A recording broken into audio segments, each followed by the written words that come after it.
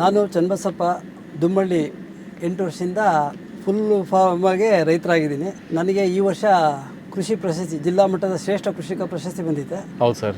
ನಾನು ನನ್ನ ತೋಟದಲ್ಲಿ ಅಡಿಕೆ, ತೆಂಗು, ಬಾಳೆ, ಕಾಫಿ, ಮೀನು, ಜೇನು ಸಾಕಾಣಿಕೆ ಮತ್ತು ಎಲ್ಲ ಥರದ ಹಣ್ಣಿನ ಗಿಡನೂ ಬೆಳ್ಕೊಂಡಿದ್ದೀನಿ.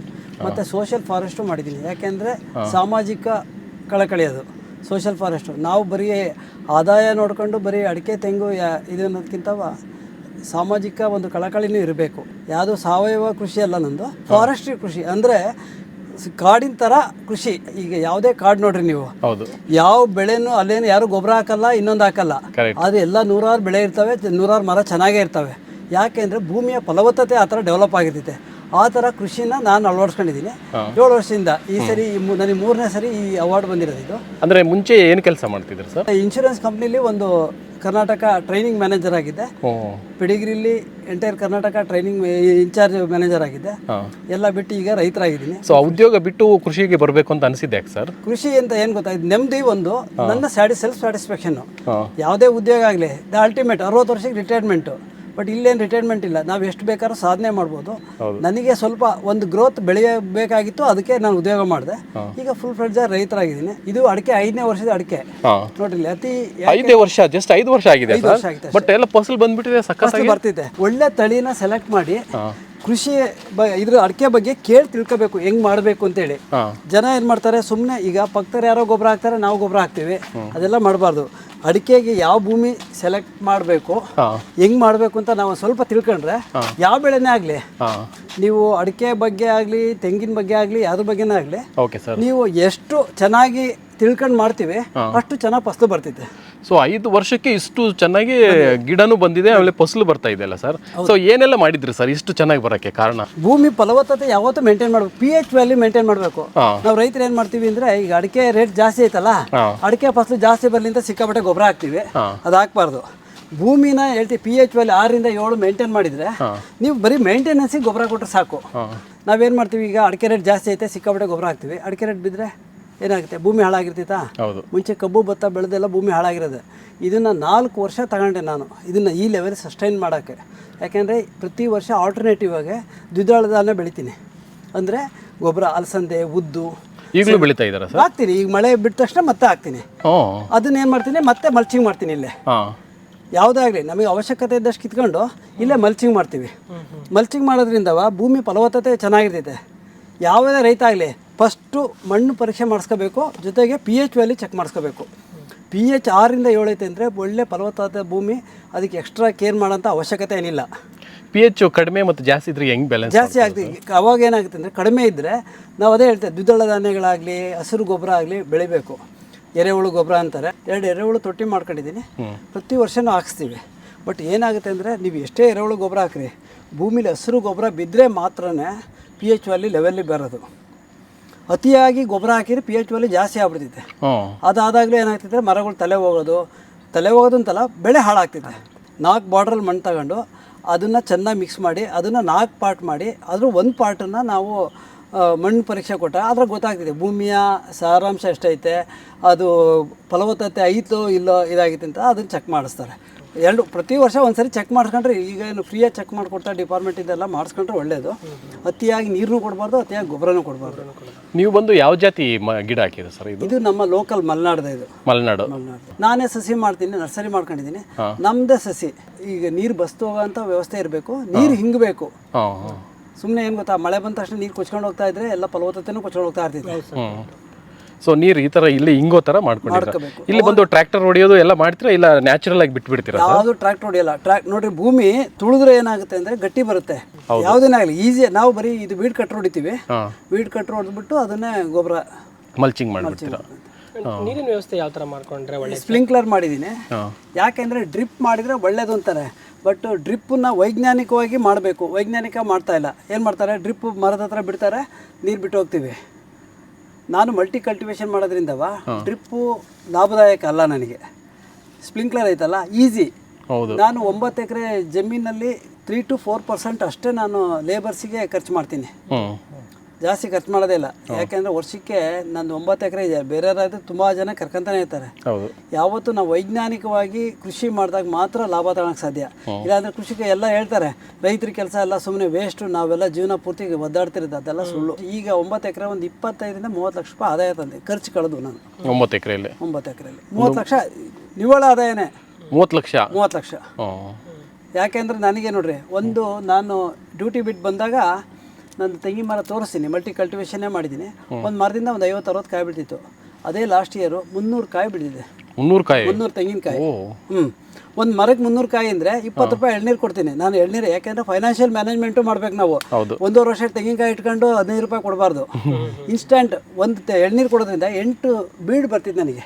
8 ಬೀಡ್ ಅಂದರೆ ಆಲ್ಮೋಸ್ಟ್ 1.5 ತಿಂಗಳಿಗೆ ಒಂದು ಗೊನೆ ಬರ್ತಿದೆ. ನನಗೆ ಫಸಲು ಜಾಸ್ತಿ ಆಗ್ತಿದೆ, ಇನ್ಸ್ಟಂಟ್ ಇನ್ಕಮು ಆಗ್ತಿದೆ.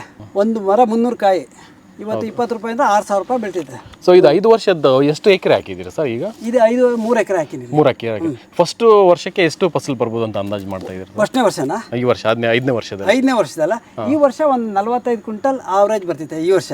ನೆಕ್ಸ್ಟ್ ಇಯರಿಂದ ಒಂದು ಆಲ್ಮೋಸ್ಟ್ ಎಕ್ಸ್ಪೆಕ್ಟೆಡ್ 70 ಕ್ವಿಂಟಲ್ ಅಡಿಕೆ ಬರ್ತಿದೆ. ಟೋಟಲ್ 3 ಎಕರೆಗೆ? ಹಸಿ ಅಡಿಕೆ ಅಲ್ಲ, ಎಕರೆಗೆ.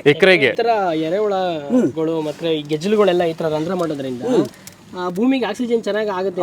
ಆಕ್ಸಿಜನ್ ಚೆನ್ನಾಗ್ತಿದೆ, ನೀರು ಇಂಗ್ತಿತ್ತು ಚೆನ್ನಾಗಿ, ಭೂಮಿ ವಾಟರ್ ಲೆವೆಲ್ಲು ಜಾಸ್ತಿ ಆಗ್ತಾ ಬರ್ತೈತೆ. ನಾವೇನು ಮಾಡ್ತಾರೆ, ಇದಕ್ಕೆ ಔಷಧಿ ಹಾಕ್ತಾರೆ, ನಾನು ಹಾಕ್ಸಲ್ಲ, ನೀರು ಬಿಡಿಸ್ತೀನಿ ತುಂಬಲಿ. ಯಾಕೆಂದ್ರೆ ಈ ಭೂಮಿಯ ಫಲವತ್ತತೆ ಐತಲ್ಲ ಅದು ಈಗ ಏನಾಗ್ತದೆ ನೋಡ್ರಿ, ಇಲ್ಲಿ ಎಲ್ಲ ಮರದ ಹತ್ರ ತೆಗಿತಿತ್ತಲ್ಲ, ಆರೋಗ್ಯಕರ ಇದ್ದಾಗ ಮಾತ್ರ ಇವು ಇದಾಗೋದು. ಅತಿ ಹೆಚ್ಚು ರೌಂಡ್ ಅಪ್ ಎಲ್ಲ ಹೊಡಿತಾರಲ್ಲ, ಯಾವುದು ಈ ಥರ ಗಿಡ ಇದು ಬರಲ್ಲ. ಒಂದು 10-12 ವರ್ಷ ಆದ ತಕ್ಷಣ ಈಜೆ ಕ್ರಾಸ್, ಜೀಬ್ರಾ ಕ್ರಾಸಲ್ಲಿ ಮತ್ತೆ ಸಸಿ ನೆಡ್ತೀನಿ ನಾನು. ನನಗೇನು ಅಂದರೆ ಯಾವತ್ತೂ ಆದಾಯ ಕಟ್ಟಾಗಬಾರ್ದು. ಈಗ ಆಕಸ್ಮಿಕ ಒಂದು ಮರ ಒಣಗೋಯ್ತು, ಆಲ್ಟರ್ನೇಟಿವ್ ಮರ ಬರ್ತಾ ಇರಬೇಕು. ಮತ್ತೆ ಇದ್ರ ಮಧ್ಯದಲ್ಲಿ ಬಾಳೆ ಹಾಕ್ತೀನಿ. ಬಾಳೆ ಹಾಕೋಕ್ಕೆ ಒಂದು ಜಾಗ ಬೇಕು. ಅಂದರೆ ಇದೊಂದು ಹಂತದಲ್ಲಿ ಬಂದಮೇಲೆ ಅದನ್ನು ಡೆವಲಪ್ ಮಾಡ್ತಾ ಹೋಗ್ತೀನಿ. First line, second line. ಈಗ ಲೀಡರ್ಶಿಪ್ ಬೆಳೆಸ್ತಾರಲ್ಲ, first line, second line leadership ಆ ಥರ ಬೆಳೆಸ್ಕೊಂಡು ಹೋಗ್ತಾ ಇರಬೇಕು. ಈಗ ಇದು ಪ್ಲ್ಯಾನ್ ಏನಂದರೆ ಸುತ್ತ ಎಲ್ಲ ಹಣ್ಣಿನ ಗಿಡಗಳು ಹಾಕಬೇಕು ಅಂತಲೇ ಐತೆ. ನೋಡಿರಿ, ನಾನು ಸೋಷಿಯಲ್ ಫಾರೆಸ್ಟ್ ಮಾಡಿರೋದು ಯಾಕೆಂದರೆ ಸಿಕ್ಕಾಪಟ್ಟೆ ಗಾಳಿ ಬೀಸಿದಾಗ ಮರಗಳು ಬೀಳಲ್ಲ. ನನ್ನ ತೋಟದಲ್ಲಿ ಎಲ್ಲೂ ಮರ ಬೀಳಲ್ಲ. ಸೊ ಈ ಗದ್ದಲ್ಲಿ ಇದರಿಂದ ಏನೆಲ್ಲ ಉಪಯೋಗ ಆಗುತ್ತೆ ಸರ್ ಈ ಥರ ಬಿಡೋದ್ರಿಂದ? ಇದೈತಲ್ಲ, ಇಲ್ಲಿ ಇರೋದ್ರಿಂದವ ಇದು ನೀರು ಚೆನ್ನಾಗಿ ಕುಡಿತೈತೆ. ಇದರಲ್ಲಿ ಎಷ್ಟು ನೀರಿನ ನಮ್ಮ ವಾಟರ್ ಲೆವೆಲ್ ಮೇಲೆ ಬರ್ತಿದೆ.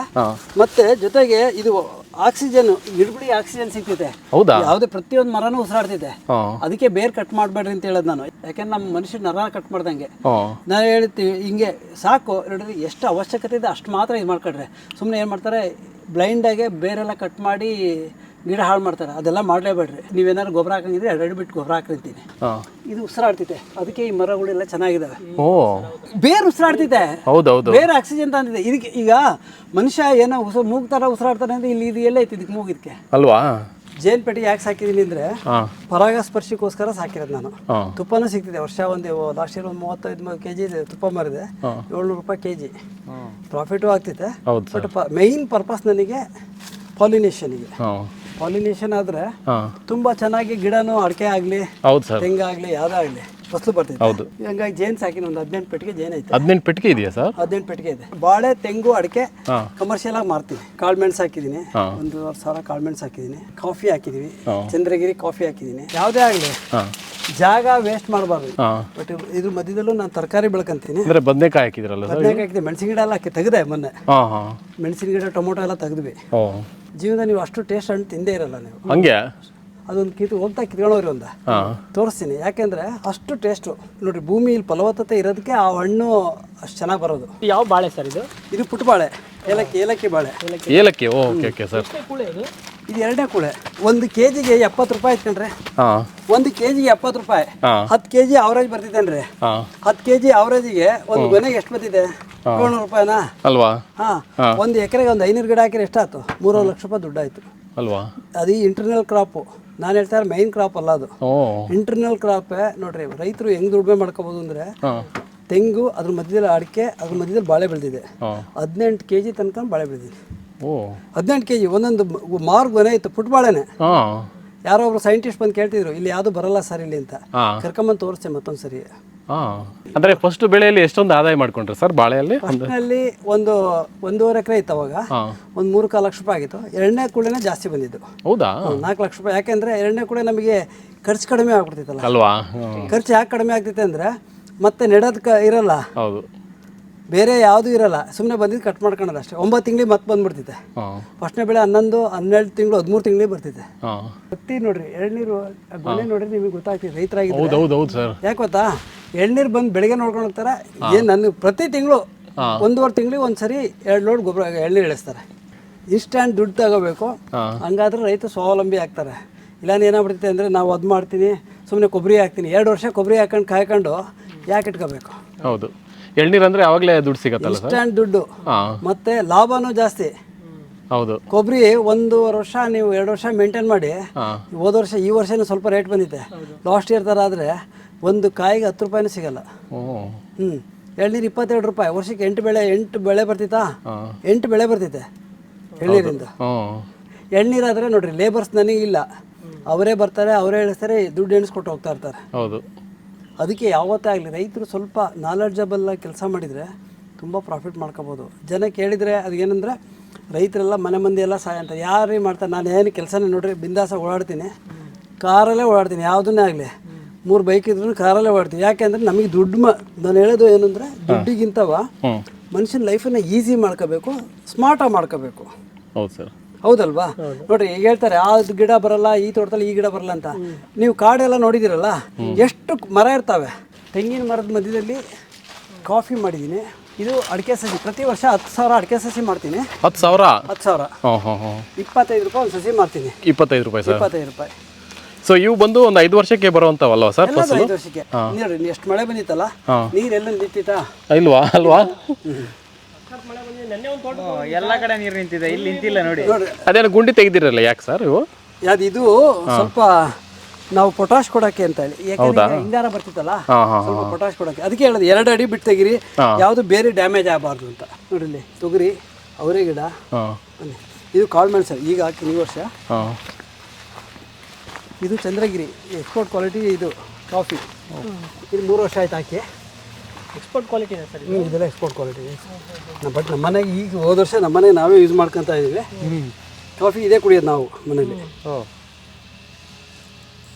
ಓ, ಇಲ್ಲೇನು ಸರ್ ಕಾಫಿ ಇಷ್ಟು ಚೆನ್ನಾಗಿ ಬಂದಿದೆಯಲ್ಲ? ಇಲ್ಲ, ತುಂಬ ಚೆನ್ನಾಗಿ ಬಂದಿದೆ ಕಾಫಿ. ಇದು 2ನೇ ವರ್ಷ ಇದೆ ಗಿಡ.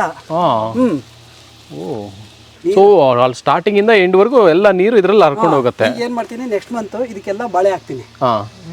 ನೆಕ್ಸ್ಟ್ ಇಯರ್ ಏನು ಮಾಡ್ತೀನಿ ಗೊತ್ತಾ, ಬೇರೆ ಜಾಗಕ್ಕೆ ಟ್ರೆಂಚ್ ಹೊಡಿಸ್ತೀನಿ. ಓ, ಹಂಗೆ? ಅವಾಗ ಏನಾಗ್ತೈತೆ, ನನಗೆ ಇನ್ಕಮ್ ಬರ್ತೈತೆ. ನೋಡ್ರಿ ಇವೆಲ್ಲ ಯಾವುದು ಒಂದೇ ಒಂದು ಇಡೀ ಗೊಬ್ಬರನೂ ಹಾಕಿಲ್ಲ ಇದಕ್ಕೆ ನಾವು. ಹೌದಾ? ಬಾಳೆ ಆ ತೆಂಗಿನ ಗರಿ ವೇಸ್ಟ್ ಆಗಿರ್ತದಲ್ಲ, ಅದನ್ನ ತುಂಬಿಟ್ಟು ಇದನ್ನ ಹಾಕಿರೋದು. ಈ ಮಧ್ಯದಲ್ಲಿ ಹಣ್ಣಿಗೆ ಇವು ಹೂ ಗಿಡನೂ ಹಾಕ್ಬಿಟ್ಟಿದ್ರಲ್ಲ ಸರ್? ಯಾಕಂದ್ರೆ ಈ ದೀಪಾವಳಿಗೆ ಇದಕ್ಕೆಲ್ಲ ಬರಲಿ ಅಂತೇಳಿ. ಹೌದಾ? ಅಲ್ವಾ ಸರ್? ಖಾಲಿ ಕೈಗಿಂತ ಕಬ್ಬಣ ಕಡೆ ಲೇಸು ಎಷ್ಟಾರು ಬರಲಿ, ಬೆಳೆ ಹಾಕಬೇಕು. ಈಗ ತೆಂಗಿನ ಮಧ್ಯದಲ್ಲಿ ಏನು ಗೊತ್ತಾ, ಬರೀ ಬೇಸಾಯ ಹೊಡ್ಕೊಂಡು ನೋಡ್ರಿ ಯಾಕೆ ಬಂದಿಲ್ವಾ ಇದು?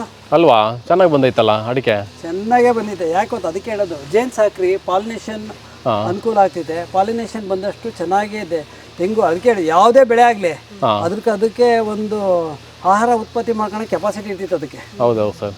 ನೋಡ್ರಿ ಇಂಟರ್ ಕಾಪು ಈ ಬದುಗಳೆಲ್ಲ ವೇಸ್ಟ್ ಆಗ್ತವೆ ಅಂತೇಳಿ ಬಾಳೆ ಹಾಕಿದ್ದೆ. ಈ ವರ್ಷ ಬಾಳೆ ತೆಗಿತೀನಿ, ಮತ್ತೆ ಬಾಳೆ ಹಾಕ್ತೀನಿ. ಸರಿ ನೋಡಿ, ಇದು ಕಾಳು ಮೆಣಸು. ಇದು ನೋಡ್ರಿ, ಇದು ಕಾಳು ಮೆಣಸು ಹಾಕ್ತೀನ. ಇನ್ನೊಂದು ವರ್ಷ ಹೋದ್ರೆ, ಇನ್ನು 1 year 2 year ಹೋದ್ರೆ ಈ ಕಾಳು ಮೆಣಸೆಲ್ಲ ಪ್ರಾಫಿಟ್ ನನಗೆ ಆದಾಯ ಕೊಡ್ತೈತೆ ಅಲ್ವಾ ಸರ್?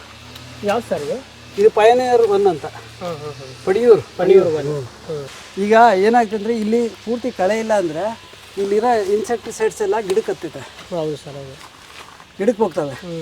ಯಾಕೆಂದ್ರೆ ಇದು ವೀಡ್ ಕಟ್ರೆ ಯಾಕೆ ಹೊಡಿತೀವಿ ಅಂದರೆ ನಾವು ಜಸ್ಟ್ ಮೇಂಟೈನ್ ಮಾಡೋಕ್ಕೆ. ನೋಡಿ ಬೀಳ್ತಿತ್ತಲ್ಲ ಗೊಬ್ಬರ, ಇದೆಲ್ಲ ಗೊಬ್ಬರ ಆಗ್ತಾ ಇರ್ತೈತೆ. ಇದ್ರ pH ವ್ಯಾಲ್ಯೂ ಚೆಕ್ ಮಾಡ್ರಿ, ಯಾರೇ ಬಂದು ಸೈಂಟಿಸ್ಟ್ ಬಂದು ಚೆಕ್ ಮಾಡಿದ್ರು 7. ಯಾಕೆ ಅಂದರೆ ಭೂಮಿ ಅಷ್ಟು ಫಲವತ್ತತೆ ಇರಬೇಕು, ಇಲ್ಲ ಅಂದ್ರೆ ಹಿಂಗೆ ಬರೋಕ್ಕೆ ಸಾಧ್ಯನೇ ಇಲ್ಲ. ಹೌದು ಸರ್. ಸುಳಿ ಕೊರಿಯ ರೋಗ ಮತ್ತೆ ಏನೋ ಬೇರೆ ಬೇರೆ ಯಾವುದೂ ಇದೆ ನೋಡ್ರಿ, ನಿಮಗೆ ನೋಡ್ತಾ ಇದ್ದೀರಲ್ಲ ಅಲ್ವಾ ಸರ್? ಯಾವ್ದ್ರಲ್ಲೂ ರೋಗನೇ ಕಾಣ್ತಿಲ್ಲ ಸರ್. ಎಲ್ಲ ಸ್ಪ್ರಿಂಕ್ಲರ್ ಮಾಡಿಸಿದ್ದೀನಿ, ಎಲ್ಲ ಜೆಟ್ ಸಿಗ್ತೀವಿ. ಬಂದಾಗ ಪೂರ್ತಿ ಜೆಟ್ಟಲ್ಲೇ ಓಡಿಸೋದು. ಯಾಕೆಂದರೆ ಜೆಟ್ ಆದರೆ ಎಲ್ಲ ಕಡೆ ನಮಗೆ ಸಮಗ್ರ ಕೃಷಿ ಮಾಡ್ತೀವಲ್ಲ. ಹೌದು ಸರ್. ಡ್ರಿಪ್ ಮಾಡಿದರೆ ಪ್ರಾಬ್ಲಮ್, ಎಲ್ಲದನ್ನೂ ನೋಡಬೇಕು. ಮತ್ತೆ ಡ್ರಿಪ್ ಮಾಡಿದ್ರೆ ಏನು ಮಾಡ್ತಾರೆ ಗೊತ್ತಾ, ಗಿಡ ಬಡ್ಡಿಗೆ ನೀರು ಬಿಡ್ತಾರೆ. ಎಲ್ಲ ಕಬ್ಬು ಬೆಳಿತಿದ್ವಿ ಇಲ್ಲಿ, ಸ್ವಲ್ಪ ಭೂಮಿ ಹಾಳಾಗಿತ್ತು. ನಾನು ವ್ಯವಸಾಯಕ್ಕೆ ಬಂದಮೇಲೆ ಇದನ್ನು ಡೆವಲಪ್ ಮಾಡ್ಕೊಂಡು ಇದು ಮಾಡಿದೆ. ಈಗ ಇದು ಕೆರೆ ನೀರು ಸರ್, ಬೋರ್ವೆಲ್ ನೀರು ಯಾವ ನೀರು ನೀವು ಬಳಸ್ತಾರೆ? ಇದಕ್ಕೆ ಒಂದು ಬೋರ್ವೆಲ್ ಇದೆ, ಮತ್ತು ಕೃಷಿ ಹೊಂಡ ಮಾಡಿದ್ದೀನಿ, ಅದರಲ್ಲಿ ಮೀನು ಸಾಕಿನಿ. ಕೃಷಿ ಸಂವಾದದಲ್ಲಿ ಹೇಳ್ದೇವ್ರಿ ಎಲ್ಲ ರೈತರಿಗೆ, ಕಸನ ಮಾತ್ರ ಸುಡಬೇಡ್ರಿ, ಈಕೆ ದುಂಡಿಗೆ ಹಾಕ್ರಿ, ಇಲ್ಲ ವೇಸ್ಟ್ ಡಿಕಂಪೋಸರ್ ಯೂಸ್ ಮಾಡಿರಿ, ಇಲ್ಲ ಯೂರಿಯಾ ಗೊಬ್ಬರನ ಕಲಸ್ಕೊಂಡು ಪೌಷ್ಟಿ ಪಂಪಲ್ಲಿ ಹಿಂಗೆ ಸ್ಪ್ರೇ ಮಾಡಿಬಿಡ್ರಿ. ಗೊಬ್ಬರ ಆಗೋಗ್ತಿತ್ತು. ಈ ಗರಿ ಬೀಳ್ತಿದ್ದಲ್ಲ ನೋಡ್ರಿ, ನನಗೆ ಇದೆಲ್ಲ ಗೊಬ್ಬರ ತೆಗೆದಾಕಿರೋದು. ಇದು ಎಷ್ಟು ತಿಂಗಳು ಬಿಡ್ತೀರಾ ಸರ್ ಹಿಂಗೆ? ಇದು 11 ತಿಂಗಳು 12 ತಿಂಗಳು, ಹಾಂ, 1 ವರ್ಷ ಬಿಡ್ತೀನಿ ಇದನ್ನು. ನೆಕ್ಸ್ಟ್ ಇಯರ್ ತೆಗಿಯೋದು, ಆ ಗರಿ ಬಿದ್ದಿದ್ದು ತಂದು ತುಂಬಿಸ್ತೀನಿ ಇದಕ್ಕೆ. ನಿಮ್ಗೆ ಇದೇ ಗೊಬ್ಬರ ಸಾಕು? ನಾನು ಇದ್ರಾಗ 40-50 ಟನ್ ಇದರಲ್ಲೇ ಮಾಡ್ಕೊತೀನಿ. ಹೊರಗಡೆಯಿಂದ ಗೌರ್ಮೆಂಟ್ ಗೊಬ್ಬರ ನಾನು ಯಾವುದು ತರೋದೇ ಇಲ್ಲಲ್ಲ. ಜೀರೋ ಮೇಂಟೆನೆನ್ಸ್ ಅಂದರೆ ಗೊಬ್ಬರ ಹಾಕೋದು ಅಂತಲ್ಲ, ನಮ್ಮದು ಭೂಮಿನೇ ಫಲವತ್ತತೆಯಾಗಿ ಸುಮ್ಮನೆ ತಗೊಂತಾ ಇರ್ಬೇಕು ಫಸ್ಟು.